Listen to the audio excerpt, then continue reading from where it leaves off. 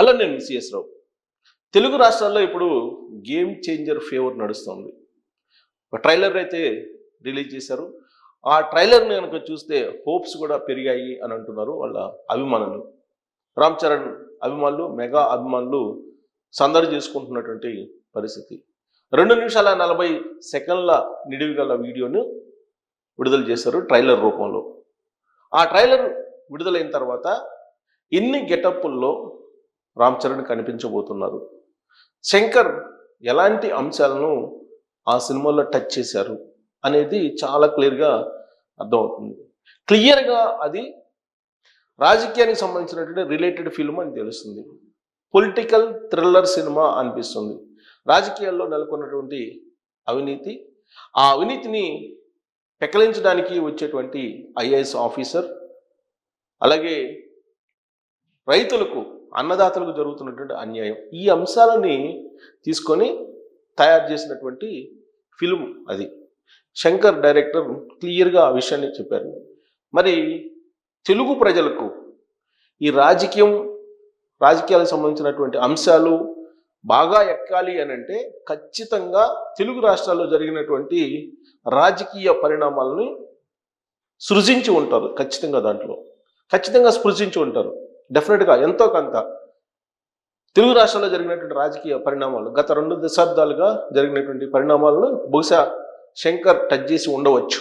దానికి కారణం ఏంటంటే ఒక్కడి సినిమా మనం ఒక్కసారి కనుక గుర్తు చేసుకుంటే, ఆ సినిమాలో చంద్రబాబు నాయుడు గారు 2004 వరకు ముఖ్యమంత్రిగా ఉన్నప్పుడు ఎలా చేశారో ఆ అంశాన్ని తీసుకొని ఒక్కడు సినిమాని నిర్మించినట్టు అప్పట్లో వచ్చినటువంటి న్యూస్. అలాగే లీడర్ సినిమా కూడా, ఆ లీడర్ సినిమాలో కూడా రాణా నటించారు, దగ్గుపాటి మెయిన్ లీడర్ రోల్. దాంట్లో కూడా చంద్రబాబు నాయుడు గారి పరిపాలన ఎంతో కొంత టచ్ చేశారు.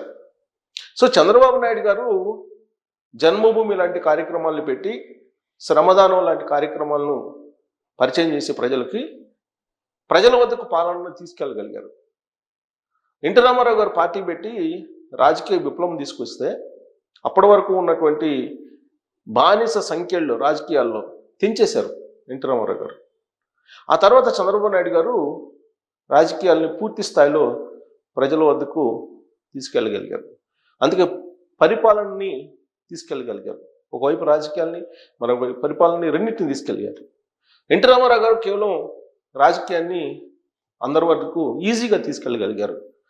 82లో ఎన్టీ రామారావు గారు పార్టీ పెట్టే నాటికి ఉన్నటువంటి పరిస్థితులు, ఆ తర్వాత తెలుగు రాష్ట్రాల్లో ఉండేటువంటి రాజకీయ పరిస్థితుల్లో మనం ఒక్కసారిగా అవలోకనం చేసుకుంటే క్లియర్గా మొదటి భాగం, రెండో భాగం అన్నట్టుగా ఉంటుంది. అలాగే చంద్రబాబు నాయుడు గారు ఆత్మవిశ్వాసం అనేటువంటి కాన్సెప్ట్ తోటి పరిపాలనను సాగించారు. ఆత్మాభిమానం అనేటువంటి కాన్సెప్ట్ తోటి ఎన్టీ రామారావు గారు పార్టీ పెట్టి అధికారంలోకి వచ్చారు. సో చంద్రబాబు నాయుడు గారు తన సుదీర్ఘమైనటువంటి రాజకీయ ప్రయాణంలో అనేకమైనటువంటి ఒడిదుడుకులను ఎదుర్కొన్నారు. పరిపాలనలో వినూత్నమైనటువంటి మార్పులను తీసుకురాగలిగారు. ఒకప్పుడు ఢిల్లీలో చక్రం తిప్పినటువంటి లీడర్ చంద్రబాబు నాయుడు గారు. ఒక రాష్ట్రపతిగా అబ్దుల్ కలాంని ఎంపిక చేయటం కానీ, బాలయోగిని లోక్సభ స్పీకర్గా చేయటం కానీ, ఇలాంటివన్నీ కూడా చంద్రబాబు నాయుడు గారు ఎన్డీఏలో కీలకంగా ఉన్నప్పుడు ఢిల్లీలో చక్రం తిప్పుతున్నటువంటి రోజుల్లో జరిగినటువంటి పరిణామాలు. ఆ తర్వాత ఆయన ప్రతిపక్షంలోకి వచ్చిన తర్వాత 2004 నుంచి 2014 వరకు ఆయన ప్రతిపక్షంలో ఉన్నారు. అప్పుడు జరిగినటువంటి పరిణామాలు చాలా ఉన్నాయి. రాజశేఖర రెడ్డి సీఎం అయిన తర్వాత ఏ విధంగా జలయజ్ఞం ధనయజ్ఞంగా మారింది, అలాగే ప్రకృతి సంపద, జనానికి సంబంధించినటువంటి వనరులను ఏ విధంగా దోచుకున్నారు, ఇవన్నీ కూడా దేశ స్థాయిలో చర్చ జరిగింది. దాదాపు 6 లక్షల కోట్ల రూపాయలు జగన్మోహన్ రెడ్డి గారు దోచుకున్నారని చెప్పి ఒక బుక్లెట్ని వేసి ఢిల్లీ కేంద్రంగా పంచిపెట్టారు తెలుగుదేశం పార్టీ వాళ్ళు. ఆంధ్రప్రదేశ్లో, ఉమ్మడి ఆంధ్రప్రదేశ్లో కానీ, విడిపోయినటువంటి ఆంధ్రప్రదేశ్లో కానీ జరిగినటువంటి అవినీతి గురించి. అంటే ఒక పొలిటీషియన్, అవినీతి పరుడైనటువంటి పొలిటీషియన్, అలాగే అక్రమాలు చేసినటువంటి పొలిటీషియన్ ముఖ్యమంత్రి అయితే ఎలా ఉంటుంది అనేది 2019 నుంచి 2024 వరకు జగన్మోహన్ రెడ్డి గారి పరిపాలన చూస్తే అర్థమవుతుంది అనేది తెలుగుదేశం పార్టీ వాళ్ళు అలాగే పవన్ కళ్యాణ్ గారు పదే పదే చెప్పినటువంటి మాట. బహుశా శంకర్ ట్రైలర్ రిలీజ్ సందర్భంగా ప్రస్తావించినట్టు అంశాన్ని తీసుకుంటే వ్యవసాయదారులు భారీగా నష్టపోవటం అనేది సహజంగా ఏ ప్రభుత్వం ఉన్నా కానీ జరుగుతూ ఉంటుంది. అయితే ఒక అవినీతిపరుడైనటువంటి సీఎం ఉంటే రాష్ట్రాల్లో ఏం జరుగుతుంది అనేది సిబిఐ మాజీ డైరెక్టర్ నాగేశ్వరరావు గారు ఒకనొక సందర్భంలో 2024 ఎన్నికలకు ముందు ఒక ట్వీట్ చేశారు. దావూద్ ఇబ్రహీం కంటే అత్యంత ప్రమాదకరమైనటువంటి మైదానంలో ఉన్నటువంటి డాన్ జగన్మోహన్ రెడ్డి అని చెప్పి ఆయన ట్వీట్ చేయడం జరిగింది. బహుశా ఇలాంటి అంశాలన్నీ శంకర్ స్పృశించి ఉంటారు. అంతేకాదు రాజశేఖర రెడ్డి గారి టైంలో ఐఏఎస్లు దాదాపు 6 జైలుకి వెళ్ళటం జరిగింది, మంత్రులు జైలుకి వెళ్ళటం జరిగింది. సో ఐఏఎస్లు జైలుకి వెళ్ళడాన్ని మనం చూసాం. అలాగే జగన్మోహన్ రెడ్డి గారు అధికారంలోకి వచ్చిన తర్వాత ఐపీఎస్ని తన సొంత మనుషుల్లాగా చేసినటువంటి వైనాన్ని కూడా చూసాం. బహుశా పొలిటికల్ థ్రిల్లర్ కలిగించేలాగా అటు ఐఏఎస్కి ఇటు ముఖ్యమంత్రికి మధ్య నడిచేటువంటి ఒక కథనాన్ని బహుశా శంకర్ గారు థ్రిల్లింగ్గా నడిపించి ఉంటారు.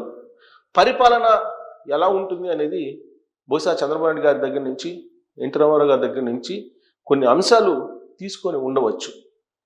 అంటే మేజర్గా తెలుగు రాష్ట్రాల్లో జరిగినటువంటి పొలిటికల్ అప్డేట్స్ కానీ పొలిటికల్ పరిణామాలు కానీ మరొక రాష్ట్రంలో జరగలేదు. ఇప్పుడు తమిళనాడులో కూడా జరిగాయి, జయలలిత వర్సెస్ కరుణానిధి ఇలా జరిగాయి. అలాగే ఆంధ్రప్రదేశ్లో ఉమ్మడి ఆంధ్రప్రదేశ్లో అనేకమైనటువంటి సంచలనాలు జరిగాయి మిగతా రాష్ట్రాల కంటే కూడా. కాబట్టి తెలుగు రాష్ట్రాల్లో జరిగినటువంటి పొలిటికల్ అంశాన్నే కొన్నిటిని తీసుకొని బహుశా దాన్ని తెరగి ఎక్కించి ఉండవచ్చు అనేది ఆ ట్రైలర్ రిలీజ్ అయిన తర్వాత ఒక అంచనాకి వస్తూ ఉన్నారు. సో ఒకే ఒక్కళ్ళు చంద్రబాబు నాయుడు గారిని, ఆయన పరిపాలనని, ఆయన విధానాలని ఆదర్శంగా తీసుకున్నారు, దాంట్లో కొన్ని చూపించారు. బహుశా గేమ్ చేంజర్ సినిమాలో కూడా 2024 ముందు 2024 తర్వాత అనేటువంటి కాన్సెప్ట్లో ఏమన్నా చూపిస్తారా సినిమాని అనేది కూడా వినిపిస్తుంది. ఎందుకంటే పవన్ కళ్యాణ్ గారు పదే పదే చెప్తూ ఉండేవాళ్ళు 2024లో కనుక పొరపాటున జగన్మోహన్ రెడ్డి గారు వస్తే ఆంధ్రప్రదేశ్ మర్చిపోవటమేను, ఆంధ్రప్రదేశ్ రాష్ట్రం ఉండదు అనేటువంటి మాటలు చెప్పేవాళ్ళు. సో గేమ్ చేంజర్ అంటే ఇప్పుడు గేమ్ చేంజ్ అయింది 2024. ఎందుకంటే 2024 వరకు జగన్మోహన్ రెడ్డి హవా నడిచింది. జగన్మోహన్ రెడ్డి గారిని పీఠం దించుతానని చెప్పి ప్రతిజ్ఞ చేశారు పవన్ కళ్యాణ్ గారు. అదే చేశారు 2024 ఎన్నికల్లో. బహుశా చంద్రబాబు నాయుడు గారిని అరెస్ట్ చేయటం, నిరాధార ఆరోపణలతోటి, తర్వాత భూ కబ్జాలు, అలాగే మద్యాన్ని ఆన్లైన్లో అమ్ముకోవడం, ఇవన్నీ చాలా అంశాలు ఉన్నాయి. వీటిని బేస్ చేసుకొని తీస్తారా, లేదంటే నరేంద్ర మోడీ గారు దేశ రాజకీయాల్లో గేమ్ చేంజ్ 2014 బిఫోర్ 2014 తర్వాత ఆ కాన్సెప్ట్ని తీసుకుంటారా? బహుశా గోద్రా అల్లర్లు ఇలాంటివి కనుక మెన్షన్ చేస్తే కనుక ఈ సినిమా వివాదాస్పదం అయ్యేటువంటి అవకాశం కూడా లేకపోలేదు. కాబట్టి ఎలాంటి పొలిటికల్ అంశాన్ని తీసుకొని చేస్తారు? లేదా వాజ్పేయి గారిని గేమ్ చేంజర్గా తీసుకుంటారా? ఆయన విధానాలు కానీ ఆయన రాజకీయ అడుగులు కానీ వాటిని గేమ్ చేంజర్గా తీసుకుంటారా? లేదా పివి నరసింహరావు గారి ఎపిసోడ్ని, పివి నరసింహ గారి రాజకీయ ప్రయాణాన్ని గేమ్ చేంజర్ రూపంలో తీసుకుంటారా? లేదా సోనియా గాంధీ గారి జీవిత రాజకీయ పరిణామాన్ని తీసుకుంటారా? లేదా మన్మోహన్ సింగ్ తీసుకుంటారా? ఇలా ఆసక్తికరంగా చర్చ జరుగుతుంది. ఎందుకంటే పొలిటికల్ థ్రిల్లర్ సినిమా అన్నారు కాబట్టి.